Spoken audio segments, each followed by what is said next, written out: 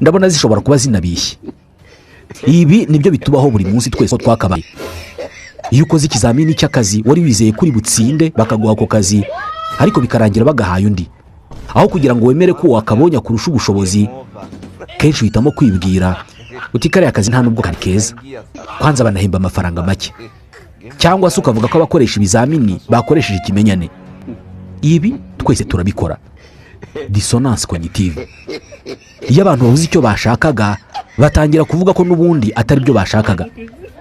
Iki nicyo nashakaga kuvuga igihe navuga ko hari igihe ubwonko bwawe buguhimbira ikinyoma kitagushyira mu buyobe byonyine, ahubwo kigufasha kunyura muri ubwo buyobe bwawe wemye ufite ishema.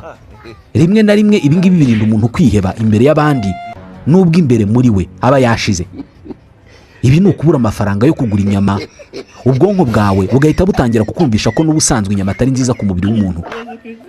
Umuntu muzima ntabwo yakabaye arya umubiri w'izindi nyamaswa.